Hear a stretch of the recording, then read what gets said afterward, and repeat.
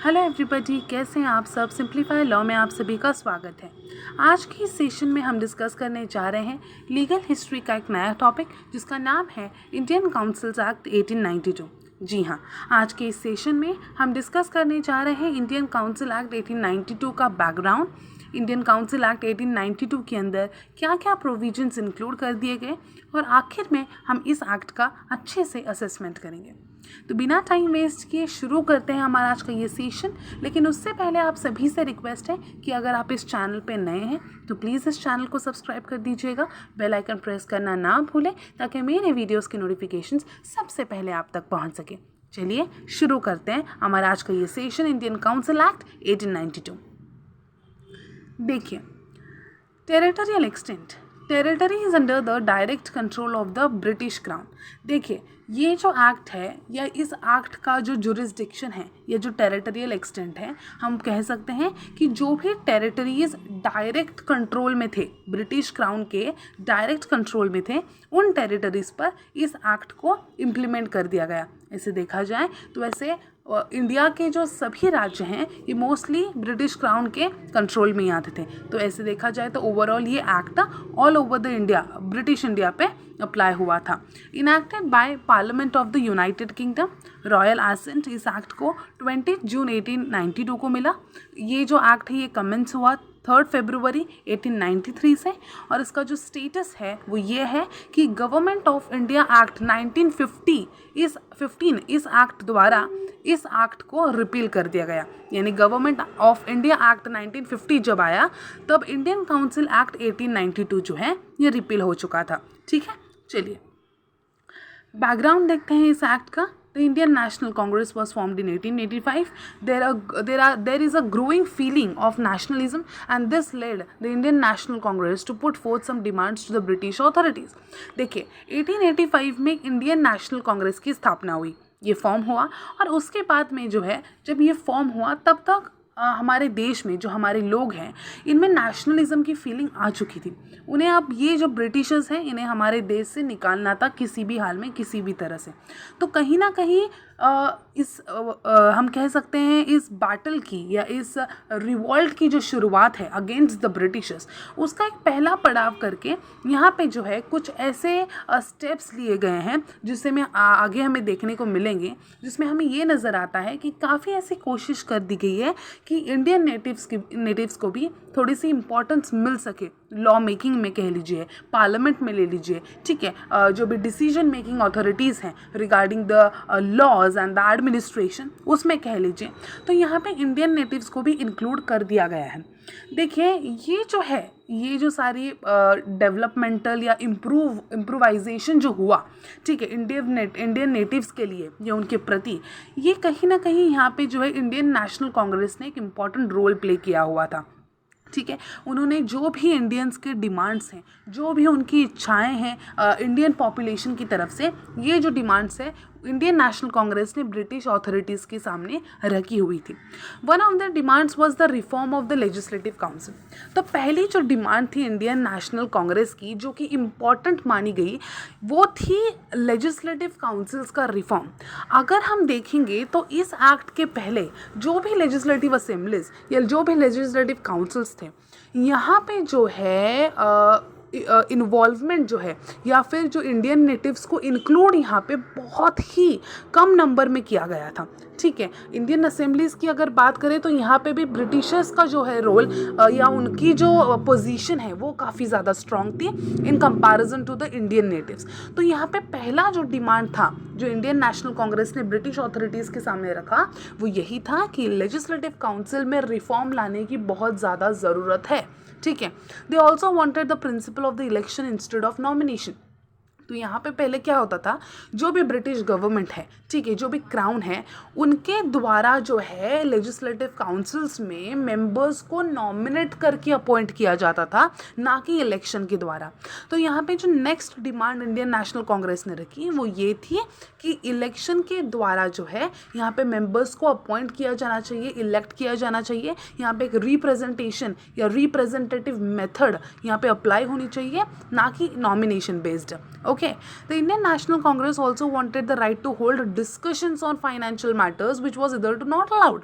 यहाँ पे Indian national Congress ये चाहते थे कि जो भी फाइनेंशियल मैटर्स हैं उनके ऊपर डिस्कशंस होल्ड हो और उन डिस्कशंस के उन डेलिब्रेशंस के बेसिस पर ही जो भी फाइनेंशियल मैटर्स पे डिसीजन लेने हैं वो लिए जाए। और इन डिस्कशंस में ना, इन डेलिब्रेशंस में यहाँ पे इंडियंस का भी, इंडियन नेटिव्स या जो भी इंडियन लीडर्स थे उनका इन्वॉल्वमेंट भी होना चाहिए। ऐसी डिमांड जो है इंडियन नेशनल कांग्रेस ने रखी थी, लेकिन काफ़ी हद तक जो है ये अलाउ नहीं हुआ था। The viceroy at the time lord Dufferin set up a committee to look into the matter. Okay, तो ये जो सारा मैटर था, ये जो भी डिमांड्स रखे गए थे इंडियन नेशनल कांग्रेस के द्वारा बिफोर द ब्रिटिश अथॉरिटीज़, तो यहाँ पे इन सभी चीज़ों को डील करने के लिए वाइसराय जो थे उस टाइम के लॉर्ड डफरिन, उन्होंने एक कमेटी इस्टेब्लिश की। ठीक है, कमेटी सेटअप की इन सभी चीज़ों पर विचार विमर्श करने के लिए। But the secretary of state did not agree to plan the direct elections. इन डिमांड्स में से सेक्रेटरी ऑफ स्टेट जो थे उन्हें डायरेक्ट इलेक्शन वाला जो पॉइंट था, ये जो मुद्दा था, ये पसंद नहीं आया था और वो इसके खिलाफ थे। ही however agreed to representation by way of indirect election, और साथ ही में उन्होंने यहाँ पे रिप्रेजेंटेशन के थ्रू, इलेक्शन मेथड के थ्रू अपॉइंट करने की वाली जो बात है इसे अग्री तो किया, लेकिन यहाँ पे डायरेक्ट इलेक्शन को सपोर्ट नहीं किया, उन्होंने इनडायरेक्ट इलेक्शन को सपोर्ट किया हुआ है। ओके, आगे देखिए। अब हम यहाँ पे आपको बैकग्राउंड तो समझ आ गया कि इस इंडियन काउंसिल एक्ट, नाम में ही काउंसिल है, ये एक्ट आया ही गया है लेजिस्लेटिव काउंसिल्स को रिफॉर्म करने के लिए। समझ रहे हो आप ये बात?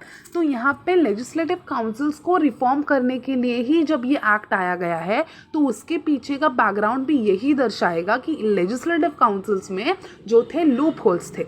ठीक है, कहीं ना कहीं लैग कर रहा था वो बिहाइंड। ठीक है, यहाँ पे कई चीज़ें इम्प्रूव करने की ज़रूरत थी। ओके, तो यहाँ पे इसीलिए ये एक्ट आया गया है।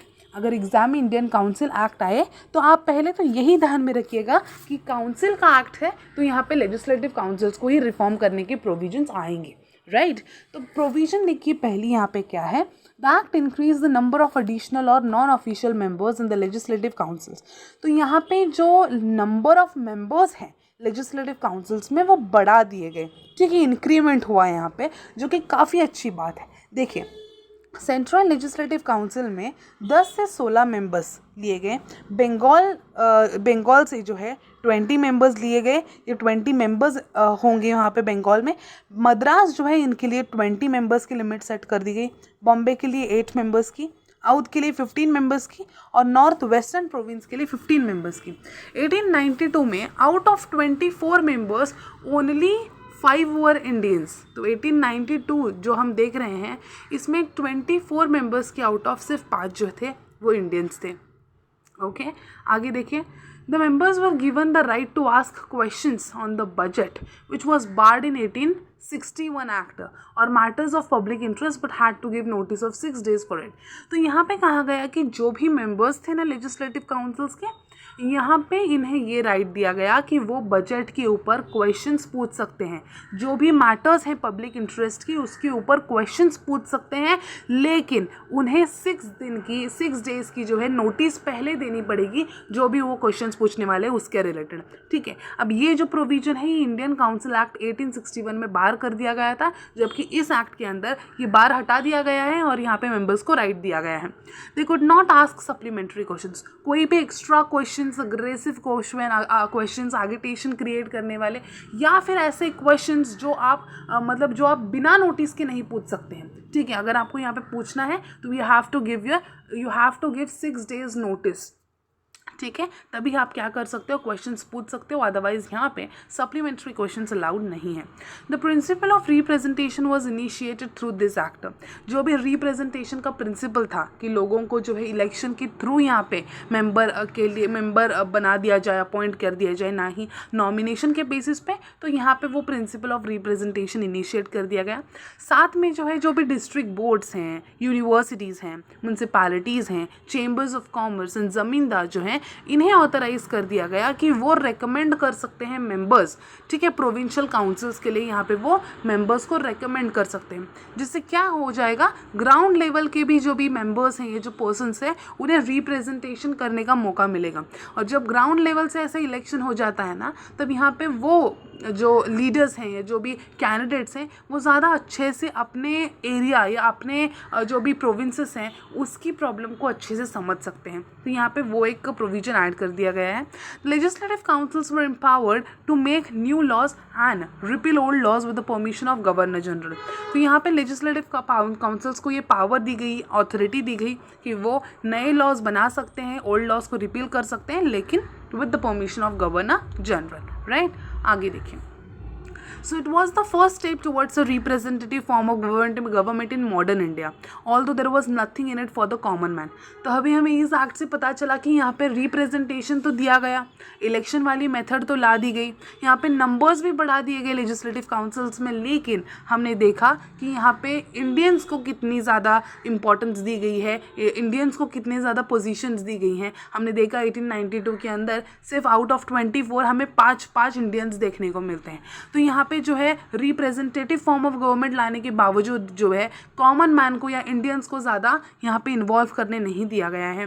The number of Indians was increased and this was a positive step. लेकिन जितना भी इन्वॉल्वमेंट करने का मौका दिया उन्होंने ब्रिटिशर्स ने, वो थोड़ा सा, क्योंकि इससे पहले तो उतना भी नहीं था, तो यहाँ पे थोड़ी सी इन्वॉल्वमेंट जो है अभी जो भी डिमांड्स इंडियन नेशनल कांग्रेस ने ब्रिटिश अथॉरिटीज़ के सामने रखे थे related to this legislative councils and the elections and all, तो वो डिमांड्स एक्सेप्ट करते हुए थोड़ा सा यहाँ पे हम देख सकते हैं कि एक पॉजिटिव स्टेप, एक पॉजिटिव हम कह सकते हैं मेजर दिखाई देता है। However since the British considered only a little, this act led indirectly to the rise of many revolutionary movements in India.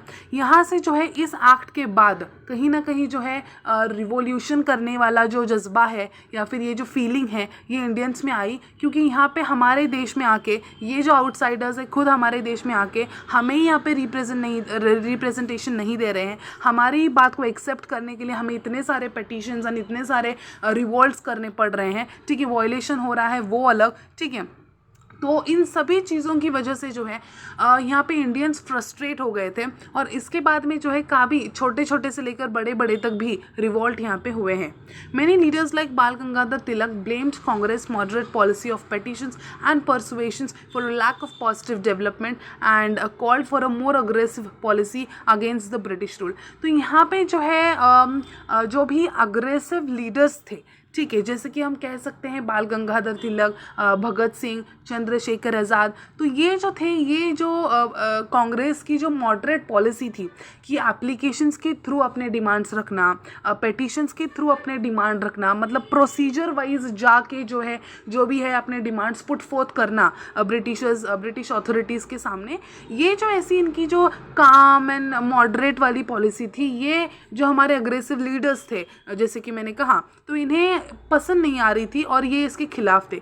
ये कहते थे कि लातों के भूत जो होते हैं वो बातों से नहीं मानते हैं और यहाँ पे ये जो ऐसे नॉर्मल और कामली जो हम पिटीशंस एंड एप्लीकेशंस दे रहे हैं इससे हमारा कुछ नहीं होने वाला है और ये मानने वाले नहीं हैं हमारी जो कुछ भी डिमांड्स हैं और यहाँ पे अग्रेसिव मोड में ही जो है हमें जो भी अपने डिमांड्स हैं उन्हें कबूल करवा लेना चाहिए, ऐसे जो है इन लीडर्स का मानना था, ठीक है।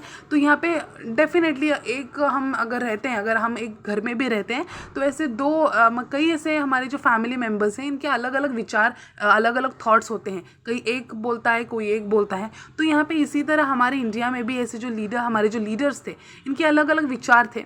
तो यहाँ पे इस तरह से अगर हम इस एक्ट में अगर देखें तो यहाँ पे बाल गंगाधर तिलक भी कांग्रेस की मॉडरेट पॉलिसी को ब्लेम करते हैं कि इनके ये जो मॉडरेट पॉलिसी थी पेटिशंस या एप्लीकेशंस पुट फोर्थ करने की, इसकी वजह से कहीं ना कहीं जो है पॉजिटिव डेवलपमेंट नहीं हो पाया है अच्छे से, ठीक है। और ये कहते थे कि अगर aggressive policy against British rule के अगेंस्ट हम आजमाते तो ज़्यादा अच्छे से डेवलपमेंट हो पाती या बेहतरीन हमारे जो डिमांड्स हैं वो बेहतरीन तरीके से एक्सेप्ट हो पाते, ठीक है। एनीवेज ये सारी जो चीज़ें हैं ये है इंडियन काउंसिल एक्ट 1892 के अंदर।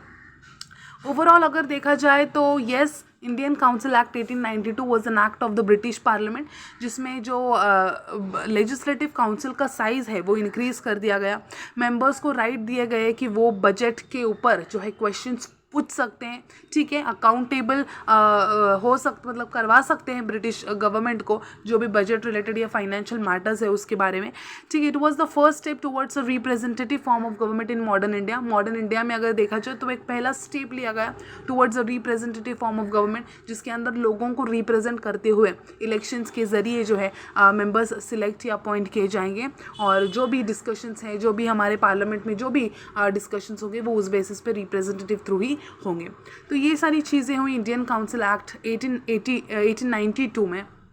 आप बताइए आपको ये एक्ट कैसा लगा, आपके क्या थॉट्स हैं इस एक्ट के प्रोविजंस के ऊपर, ठीक है, क्या सही है क्या गलत है, आप डेफिनेटली क्रिटिसाइज़ भी कर सकते हैं, ठीक है।